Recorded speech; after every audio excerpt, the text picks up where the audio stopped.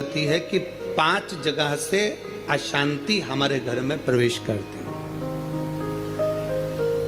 5 जगह से अशांति हमारे घर में आती है, 5 जगह से अशांति हमारे घर में प्रवेश करती है। 5 जगह से अशांति हमारे घर में प्रवेश कर रही होती है। पहला है संसार से, दूसरा है संपत्ति से, तीसरा है संबंधों से, चौथा है स्वास्थ्य से और 5वां है संतान से।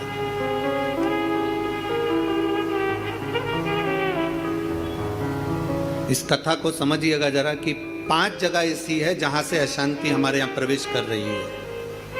उसमें 5 जगह में एक जगह संपत्ति भी कही है। उसमें 5 जगह में एक जगह संपत्ति भी कही है। 5 जगह में से एक जगह संपत्ति को भी बताया गया कि जैसे संसार से भी अशांति प्राप्त होती है। संसार के लोगों में आप सोचते हैं कि मैं संसार में जितना रहूंगा, जितना सबके साथ में रहूंगा, उतना मुझे सुख मिलेगा, शांति मिलेगी। ना ना ना ना, स्कंद पुराण कहती है हो नहीं सकता। संसार के लोगों के लिए आप दुनिया भर का कितना भी सुख प्रदान कर दीजिए, किसी के लिए आप अपनी जान भी निकाल कर रख दीजिए, संसार के लोगों के लिए आप अपनी पूरी संपत्ति भी लुटा कर रख दीजिए, संसार के लोगों के लिए अच्छे से अच्छा वस्त्र, आभूषण, माणिक, मोती, रतन जो कुछ दे सकते हो दे दीजिए। उसके बाद भी संसार के लोग कहे बिना रह नहीं सकते। आपको कहे बिना रहेंगे नहीं। आप कितना भी सुख उनको दे दीजिए, आप कितना भी सुख उनको प्रदान कर दीजिए, आपको वो सुख आप दे भी देंगे। एक व्यक्ति अगर अपने घर की शादी में करोड़ों रुपए खर्च कर कर पूरे घर के मेहमानों को, संसार के लोगों को, सबको बुला ले और सबको बुलाने के बाद में वो सबका सम्मान करे, सबका आदर करे, सबका सत्कार करे, सब कुछ अच्छा करे, सबका आदर भी करे, सबका सम्मान भी करे, सबको खूब दे भी और खूब खूब प्रदान कर दे, उसके बाद भी दुनिया के लोग कह देंगे हराम का आ रहा होगा तो लुटा रहा होगा। ये दुनिया की रीति है, ये दुनिया का क्रम है।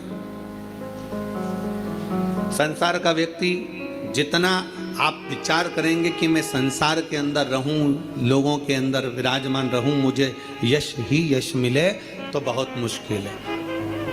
आप दुनिया का सारा सुख दे दीजिए तो भी यश की प्राप्ति नहीं हो सकती। थोड़ा बहुत मिल गया तो मिल गया, किसी ने कह दिया, किसी को आपने देते रहे देते रहे देते रहे तो मिल गया।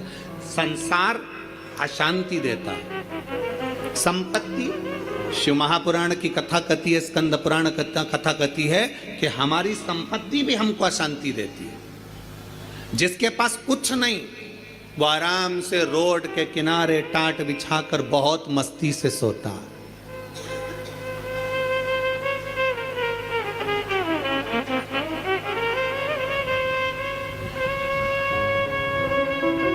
और जिसके पास में बहुत कुछ है, सारी संपदा भरी पड़ी हुई है, सारी दौलत भरी पड़ी हुई है, सुंदर बंगला है, डनलप का गद्दा है, एसी भी लगा है, पलंग भी लगा है, नौकर चाकर सब कुछ लगे हैं, सब कुछ, तो भी उसको नींद नहीं आती है। कितना सुंदर कहा गया शिव महापुराण के अंतर्गत, कितनी सुंदर बात कही गई कि शिव महापुराण की कथा, कई लोग कहते हैं गुरुजी आपकी कथा होती है तो वहां 1 किलोमीटर दूर तो गाड़ी रोक दी जाती है। शिव महापुराण की कथा होती है तो पैदल चलकर बहुत दूर तक जाना पड़ता है, बहुत दूर तक। पर कोई किसी चिकित्सक से पूछे, कोई डॉक्टर से पूछे, कोई आयुर्वेद वाले से पूछे, कोई होम्योपैथिक वाले से पूछे, कोई योग गुरु से पूछे कि शास्त्र क्या कहता है, हमें स्वस्थ रहने का तरीका क्या बताता है, तो कहा सबसे सुंदर तरीका है स्वस्थ रहने का कि जितना पैदल चल सकते हो उतना जिंदगी में सुख प्राप्त कर सकते। अब भगवान भोलेनाथ जी की कथा सुनने के लिए आप लोग आते हैं, शंकर जी की कथा में आप लोग पहुंचते हैं, शिव पुराण में पहुंचते हैं, तो बाबा भोलेनाथ पहले ही तुम्हारे स्वस्थ रहने की व्यवस्था कर देता है। भोले बाबा करता क्या है, कि 1 किलोमीटर दूर तो गाड़ी रुकवा देता है। तुम कितने बड़े भी सेठ हो, 1 किलोमीटर दूर गाड़ी रुकवा दी और बड़े प्रेम से पैदल पैदल आराम से चलते चलते चलते चलते कथा में पहुंच गए, आसन लगाया, बैठ गए, बैठने के बाद वापस जाने की तैयारी हो जाती है। शिव महापुराण की कथा कहती है संपत्ति सुख नहीं देती, संपत्ति अशांति दे देती। संपत्ति शांति नहीं दे सकती, वैभव दे देगी। आप डनलप के गद्दे पर सो जाओगे, आप खूब जेवर पहन लोगे, आप अच्छे वस्त्र पहन लोगे, आभूषण धारण कर लोगे, सारा सुख तुम्हारे पास में आ जाएगा, पर शांति नहीं आ सकती। इसलिए बारंबार कहा गया, मिलता है सच्चा सुख केवल भगवान तुम्हारे चरणों। बाकी के दुनिया का सुख कहीं नहीं प्राप्त हो सकता। दुनिया का सर्वाधिक सुख भगवान के चरणों में। आप कुबेरेश्वर बाबा की धरा पर आए हैं, कुबेरेश्वर बाबा की धरा पर कभी पहुंचे या आए तो कुबेरेश्वर बाबा की धरा पर पहुंचकर तुम कहीं पर भी एकांत में बैठ जाओ। जितनी देर बैठे रहोगे आपको ऐसा महसूस होगा कि मेरा शंकर तुम्हारे आसपास में से घूम कर निकल कर गया है। शिव तत्व की प्राप्ति कहीं ना। आप जितनी देर बैठोगे परमात्मा के चरणों में, जितनी देर विराजमान हो परमात्मा के चरणों में, जितनी देर बैठे हो उतनी देर तुम्हें शांति है, उतनी देर आनंद है। तो शिव तत्व कह रहा है कि संसार में शांति नहीं है,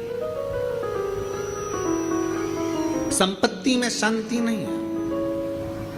शिव तत्व कह रहा है संबंधों में शांति नहीं है। जितने संबंध बनाते चले जाओगे, नहीं साहब हमने इनको हमारा भाई बना लिया, घर का भाई नहीं बनी लिया, भाई बना के बैठे। नहीं साहब इसको हमने हमारी बेटी बना लिया, घर की बहन बेटी को साड़ी नहीं दिला रही और दूसरी बेटी बनाते फिर। नहीं साहब इनको हमने हमारा काका जी बना लिया, घर का काका जमीन और जायदाद के लफड़े में पड़ा, आज तक नहीं सुलझ रहा और एक और काका बना के तैयार कर लिया। नहीं साहब ये हमारी बुआ है, नहीं साहब ये हमारा ये है। नहीं, संबंध जितने जितने संसार के लोगों से जोड़ोगे, शिव पुराण कहती है जो हमारा संबंध है जितने लोगों से जुड़ा है उतना ठीक है, पर अलग से कोई संबंध जोड़ने का प्रयास मत करो। अलग से परमात्मा को जोड़ने का प्रयास करो तो जीवन की सार्थकता, जीवन के साथ परमात्मा को जोड़िए। परमात्मा को अपने करीब लाने का प्रयास करिए, परमात्मा को अपने नजदीक लाने का प्रयास करिए। परमात्मा को अपने करीब में जितना जितना लेकर आओगे उतना उतना सुख और शांति आपके जीवन में आती चली जाए, उतनी शांति, उतना सुख। संसार से, संपत्ति से और संबंधों से शांति की अनुभूति नहीं है। संबंध भी हमको अशांति देते हैं। किसी ने कुछ कह दिया मन अशांत हो गया, किसी ने कुछ बोल दिया मन अशांत हो गया, कहीं किसी ने कुछ कहा अपन घर से निकल कर चले गए मन अशांत हो गया। अच्छा जरा सा विवाद हुआ लोग घर छोड़कर चले जाते हैं। हमको यह समझ में नहीं आता कि घर में तुम रहकर भी शांति का अनुभव नहीं कर पाए तो क्या छिपरा जी के तट पर जाकर, गंगा जी के तट पर जाकर, नर्मदा जी के तट पर जाकर, किसी तीर्थ में जाकर, सबको छोड़कर अकेले घर से निकलकर, घर के बाहर जाकर क्या तुम्हें शांति मिल जाएगी? जम के बोलो जरा, नहीं मिल सकती। घर छोड़कर शांति का अनुभव नहीं हो सकता।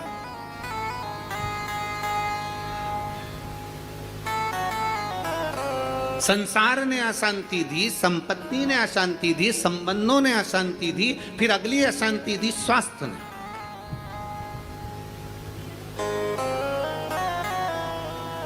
घुटने दुखने लगे, कमर दुखने लगी, पीठ दुखने लगी, अशांति होने लगी, अब मैं बहुत बीमार रहने लगी, मेरे जीवन का क्या ठिकाना गुरुजी, मेरी जिंदगी का क्या ठिकाना।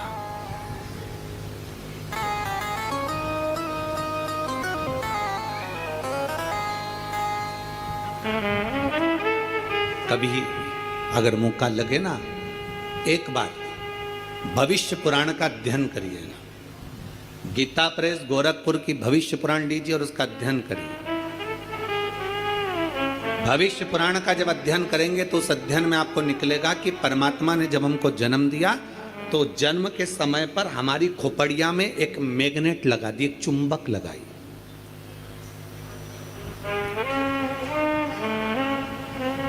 परमात्मा ने हमारी खोपड़िया में, हमारे मस्तिष्क में, हमारे भेजे में, हमारे सिर के अंदर, हमारे मस्तिष्क में एक चुंबक लगा दिया।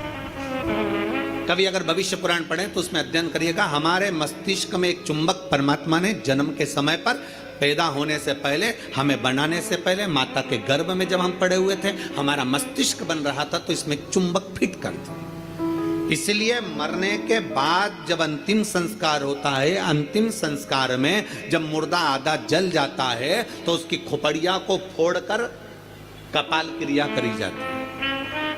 आपके इधर करते कि नहीं करते वो हमको नहीं मालूम। हमारे इधर की रीति है, बांस में लोटा बांधकर उसमें घी भरकर उसके घर के बेटों से, उसके पोता पोती से वहां पर खड़ा करवा के पोते से खोपड़िया में वो डंडा पड़वा कर वहीं घी उंडेलवा कर डंडे को फेंक दिया जाता, उस बांस को फेंक दिया जाता। देखा है आप लोगों ने इसको?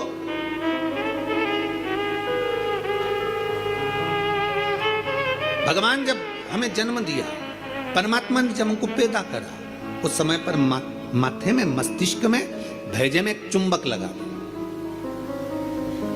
क्या करती है वो चुंबक? चुंबक का कार्य क्या है? चुंबक का कार्य है, अगर आपने पैसा पैसा पैसा पैसा सोचा विचारा, दिन रात पैसे पैसे में लिप्त रहे, तो व्यक्ति वो मस्तिष्क में जो चुंबक लगी है वो पैसे को अपनी ओर खींचती है। मतलब मनुष्य पैसे को आसक्ति के रूप में अपनाना प्रारंभ कर दे। अब चुंबक का दूसरा कार्य क्या है? अगर किसी बुरे व्यक्ति में बुराइयां देखोगे तो वो बुरे व्यक्ति की बुराई तुम खींचते चले जाओगे। वो तो ऐसी, वो तो वैसा, वो तो वैसा, हर व्यक्ति में बुराई, क्योंकि तुम्हारे भीतर में जो भेजे में चुंबक भरी है वो बुराइयां ही खींचेगी। और अगर तुमने किसी व्यक्ति में अच्छाई देखना प्रारंभ कर दी तो तुम्हारे मस्तिष्क में जो चुंबक लगी है वो दिन रात हर व्यक्ति में अच्छाई को ढूंढना प्रारंभ कर देगी, अच्छाई खींचना प्रारंभ